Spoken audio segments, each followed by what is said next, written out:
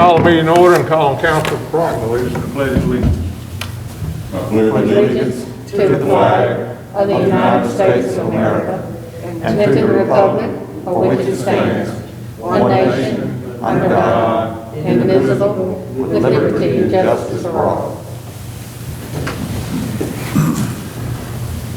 Call the roll.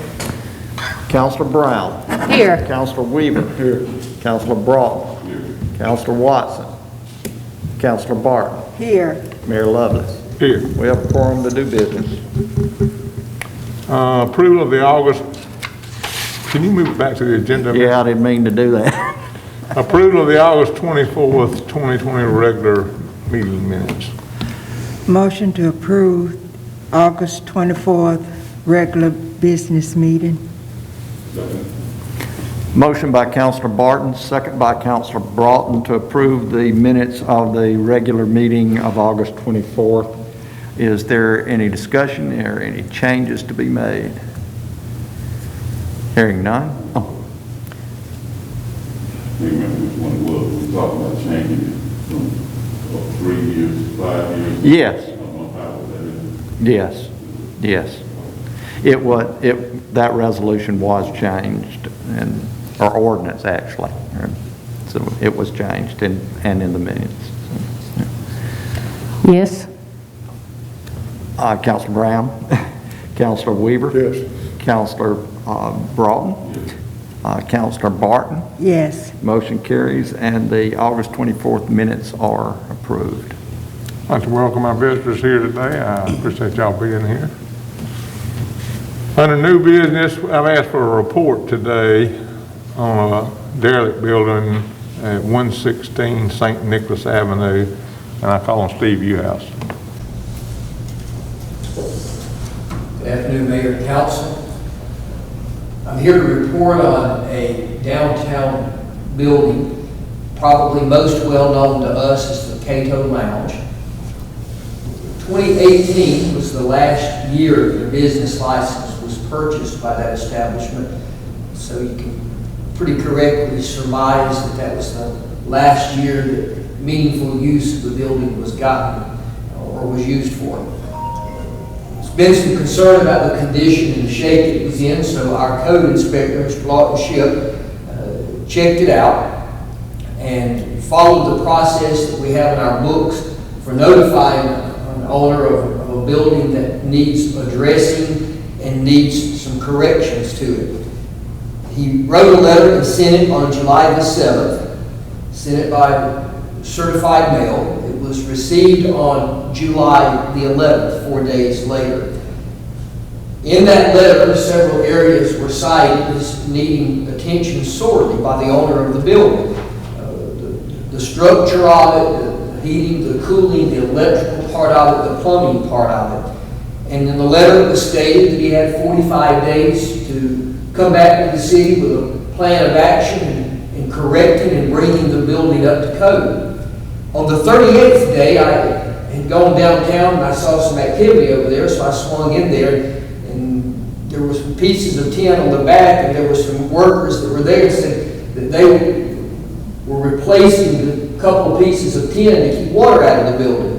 Well, in order to mitigate a situation that perhaps could get much worse, I allowed them, once they got a permit, to cover that over. But that was the 38th day of the 45 days, and they didn't come to the city to initiate the permitting process, nor did they notify the city upon the completion of their work for the inspector to be sent there to check it out. Having said that, the 45 days have expired. So just wanted to give you a report on that building downtown. You get updated on its status where it stands currently. And that's the information I have to share with you at this time. Thank you, Steve. You know, when you send this letter to, as Steve said, they have a certain number of days to contact the city. I know the owner hired an attorney in Monroeville. I contacted that attorney just to be nice, to let him know that we were going to have a report today on that building and what time our meeting started. And as you can see, neither the owner nor the attorney is here today, so you'll probably see this on a future agenda. The next item is to appoint a library board nominating committee to replace Adam Powell. So I appoint Counselor Brown and Counselor Barton. The next item is to approve a financial services agreement with Pfeiffer, Sandler, and Company for refinance of United Bank warrant, resolution number 20-0901. And that's to authorize the mayor to negotiate a financial services agreement with Pfeiffer, Sandler, and Company. Motion to approve resolution 20-0901. Second. Motion by Counselor Broughton, second by Counselor Brown to approve resolution number 20-0901. Is there any discussion? Hearing none. Counselor Brown? Yes. Counselor Weaver? Yes. Counselor Broughton? Counselor Barton? Yes. Motion carries, and the resolution to authorize the mayor to negotiate a financial services agreement with Piper Sandler and Company is approved. Next item is to approve a canvass of the 2020 municipal elections, resolution 20-0901-1, and I call on Steve Uhouse.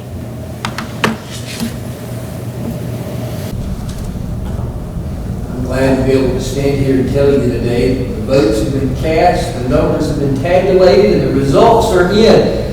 The 2020 municipal election for the City of Brewton is over, and you see on the screen we had 3 races that were in competition. Several of our races had no opposition, but for those on election day, David Jennings won District 2 council place. Patrick Hendrick came in second to Joe Watson for council place in District 4. Joe Watson retained his position there, and in council place in District 5, Cheryl Barton retained her position. I do have certificates of election that once the meeting is over, I'll spread out on the table, and I need everybody's signature on them. Before you leave, if you make sure that you come by to do that, and this election will be in the books, and then we on to the first meeting of November when we begin anew with the next council. Okay, so that's resolution number 20-0901-1. Motion to approve resolution 20-0901-1. Motion by Counselor Brown, second by Counselor Broughton to approve resolution number 20-0901-1. Is there any discussion? Hearing none. Counselor Brown? Yes. Counselor Weaver? Yes. Counselor Broughton? Yes. Counselor Barton? Yes. Motion carries, and the resolution to canvass the municipal election of 2020 is approved. That's it. That's all the business we had. Meeting adjourned.